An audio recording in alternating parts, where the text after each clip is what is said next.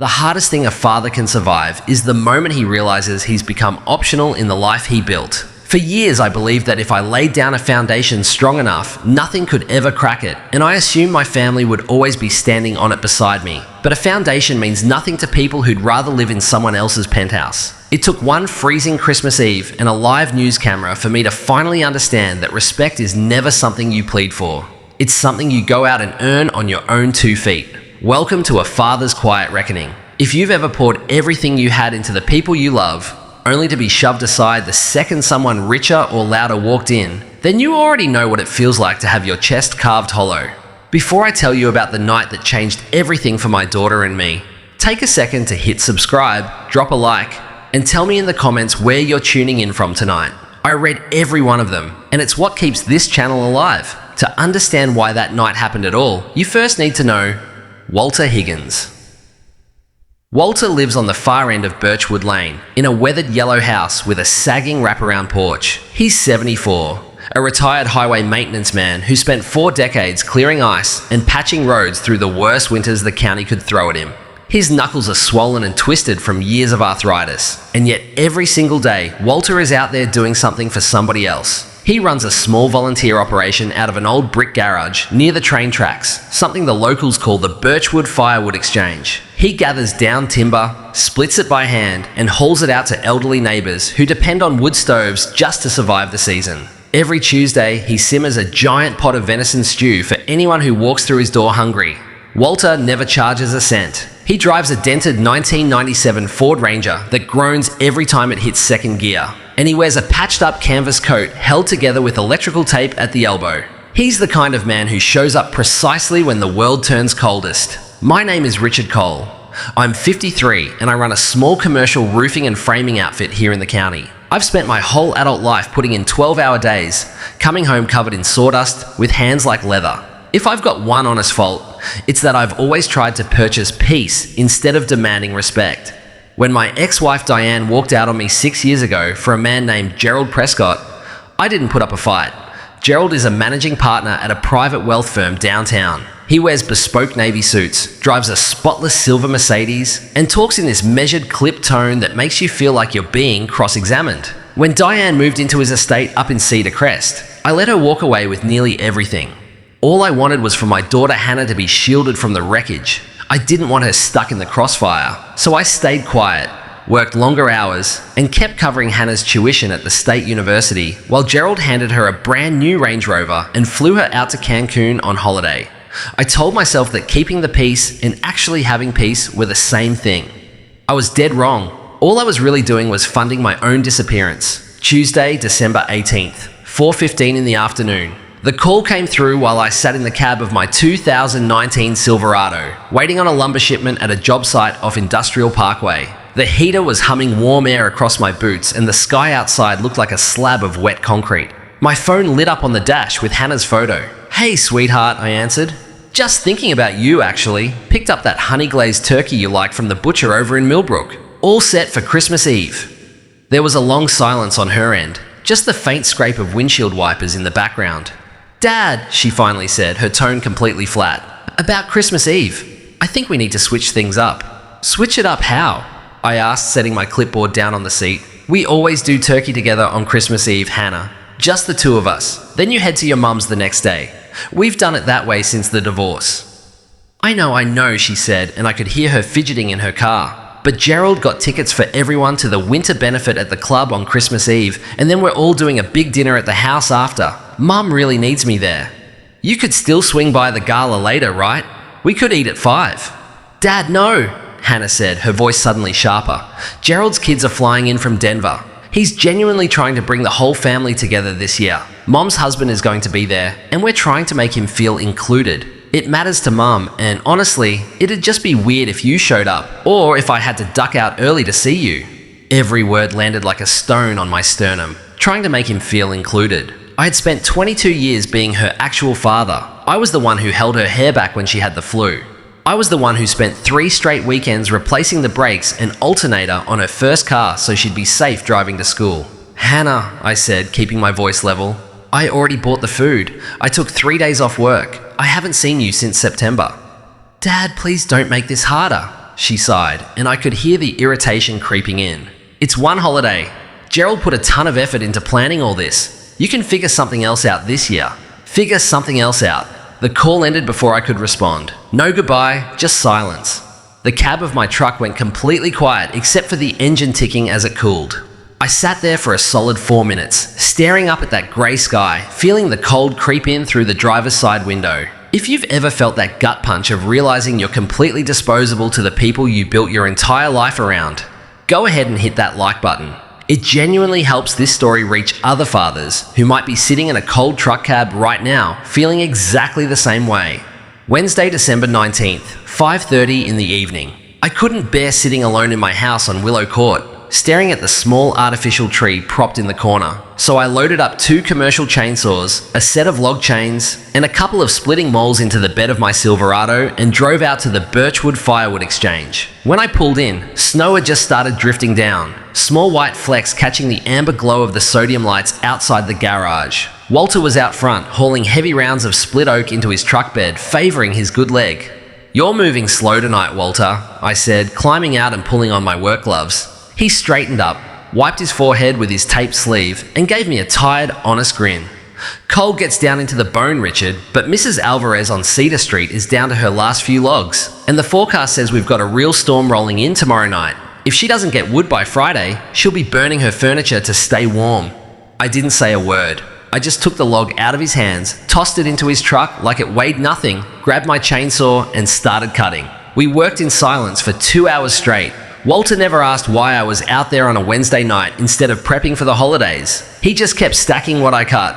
When we finally paused, he pulled a dented green thermos from his cab and poured me some coffee that tasted like scorched dirt but was blessedly hot. "You look like a man who just got evicted from his own life," Walter said, staring out over the snow-dusted lot. I took a sip, watching the steam curl upward. Hannah called. "I'm not needed for Christmas this year. Gerald built her a new life, and apparently my invite got lost somewhere along the way. She told me to figure it out." Walter nodded slowly. No cheap comfort, no empty promises she'd come around. He just studied his own twisted hands. "A man goes where he's needed, Richard, not where he's merely tolerated. When I lost my boy 20 years back, I figured the world was through with me. But then I looked around and saw how many folks were freezing in the dark. You've got a strong back, a big truck, and a bed full of tools. If your family doesn't want your time, I know at least 40 elderly folks in this valley who pray for it every single night." I looked at Walter, then down at the steel bumper of my truck, and something in me shifted. Not anger, just the quiet click of a heavy door finally closing. I'd spent 6 years trying to squeeze into the margins of a life that no longer wanted me in it. "What time do we start tomorrow?" I asked. Walter's eyes glinted. "6 sharp. Bring the heavy chains." Thursday, December 20th, 6 o'clock in the morning.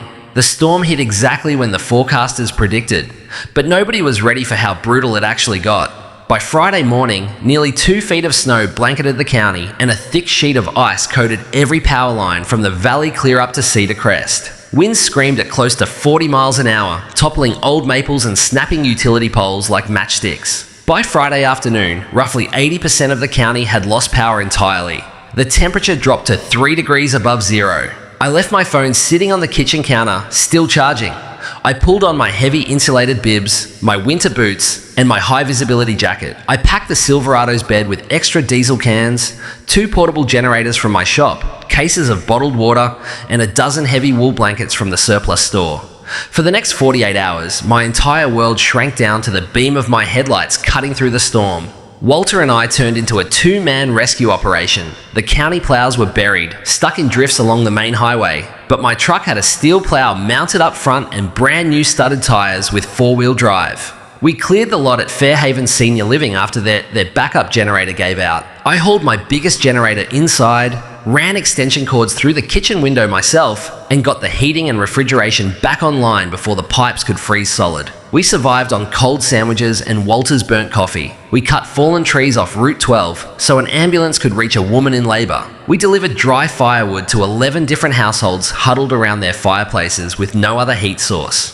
By Saturday night, Christmas Eve, I was running purely on caffeine and adrenaline. My face was raw from the wind. My back ached from hauling generators and swinging a chainsaw, but my head had never felt clearer. I wasn't thinking about Gerald's country club gala. I wasn't thinking about Diane's estate. I was completely present in the work in front of me. At 11:30 that night, a news van from Channel 7, trailing behind the county's emergency crews, got stuck in a massive drift right at the corner of Birchwood and Cedar. They were trying to broadcast live about the widespread outages. Walter and I pulled up behind them. I hooked a tow strap to their frame, dropped the truck into low gear, and yanked them free without breaking a sweat. The reporter, a young woman named Dana Foster, jogged over to my window with a cameraman right on her heels, the red light glowing through the falling snow. "We're live on Channel 7, Dana said into her mic, teeth chattering. "I'm standing here with two local residents who have spent the last 2 days single-handedly clearing roads, restoring emergency power, and rescuing stranded families while the county's infrastructure has completely buckled. Sir, can I get your name? What's got you out here in these conditions on Christmas Eve?" I rolled my window all the way down, letting the cold hit my face clean and honest. I didn't perform for the camera, I just looked at her. "Name's Richard Cole," I said, my voice deep and worn out in the hush of the storm. "This here's Walter Higgins. We're out here because people need us. A man's supposed to go where he's needed. When the world turns cold, you don't hide inside and look after yourself. You show up for the ones who've got nobody else." Dana looked genuinely stirred. "Richard, emergency dispatch just confirmed you saved Fairhaven Senior Living last night. Over 50 residents would have had to evacuate into sub-zero temperatures without that generator. Do you have family waiting for you at home tonight?" I let out a short breath that fogged in the air. My family made other plans this year. Had a dinner to get to, so I had some free time on my hands. Merry Christmas out there, everybody. Stay warm. I rolled the window back up, shifted into drive, and dropped the plow blade. We still had 3 more houses to check before midnight. Sunday, December 25th, 12:15 in the morning. We finally made it back to the garage to park the trucks. I dropped Walter off at his little yellow house. He shook my hand, his grip far stronger than his arthritis had any right to allow. "Good work tonight, Richard," he said quietly. "Go home and rest." When I walked into my kitchen at 12:45 a.m., the house was frigid, but the power had just kicked back on. I peeled off my wet boots and jacket by the door, walked to the counter and picked up my phone. The screen lit up with 41 missed calls. 26 from Hannah, 13 from Diane, 2 from an unknown number I later realized belonged to Gerald himself. Dozens of texts stacked underneath. I sat down at my small kitchen table, the wood cold under my jeans, and before I could even open a single message, the phone buzzed again in my hand. "Hannah." I answered. "Dad." Her voice came through shaking, nothing like the clipped, irritated tone from Tuesday. She sounded small, frightened, completely unmoored. "Dad, oh my God, are you okay? Where are you?" "In my kitchen, Hannah," I said evenly. "Just got in." "Dad, why are you on the news?" she stammered. I could hear commotion behind her.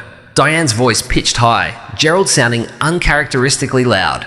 "We're in the living room, the power just came back maybe 20 minutes ago, and Gerald flipped on the TV to check the forecast, and you were just right there. The anchor called you the Christmas Eve Guardian. Dad, the governor's office put out a statement thanking you and a man named Walter by name." "Walter's a good man," I said simply. "We were just clearing roads." "But Dad," she said, her voice cracking like she was about to cry, "you told that reporter your family made other plans, that we didn't need you. Do you have any idea how that makes us look? Gerald's phone hasn't stopped ringing. People from the club, his business partners, they're asking why his stepdaughter's father is out there swinging a chainsaw while Gerald's hosting a party. They're saying it looks like we let you freeze." I took a slow breath, watching the snow drift past the kitchen window against my old fence line. The truth landed cleanly. She wasn't scared for my safety. She wasn't shaken that I'd spent 48 hours in a lethal storm. She was worried about how it looked. She was worried about Gerald standing at the country club. "Hannah," I said, and my voice didn't need to rise. "I never said you let me freeze. I told the exact truth. You told me not to come because Gerald's family would be there and you wanted him to feel included. You told me to figure it out, so I figured it out." "You didn't have to say it on live television," she cried. "Gerald spent thousands planning that dinner, and now everyone's talking about how his family abandoned you in a blizzard. Mom's upstairs crying because her friends are texting her asking what happened." "Then tell them the truth, Hannah," I said quietly. "Tell them you chose to spend your night with the man who bought you a Range Rover, and I chose to spend mine with people who needed their heat turned back on. There's no lie anywhere in that." "Dad, please," she whispered, and for the first time I heard something real. Maybe regret, maybe fear. Gerald's generator failed 2 hours into the storm. The pipes burst in the basement an hour ago. The whole lower floor is flooded and freezing. We've been huddled around the gas fireplace all night. Gerald won't let the neighbours in because he doesn't want anyone seeing the mess. And he's furious. Could you bring one of your big generators over? Maybe the plow too? The driveway's buried and we can't get the car out. I sat in my quiet kitchen. 6 years ago, even 2 weeks ago, I'd have grabbed my keys without a second thought. I'd have ploughed through the drifts, hooked up the generator, cleared the driveway, all just to scrape together a crumb of appreciation from my daughter. I'd have bought the piece all over again. But that man didn't exist anymore. He'd disappeared somewhere out on Route 12, hauling an 80-pound log out of an ambulance's path. "No, Hannah," I said, calm as the snow outside. "I can't do that." "What? Why not?" she said, disbelief creeping into her voice.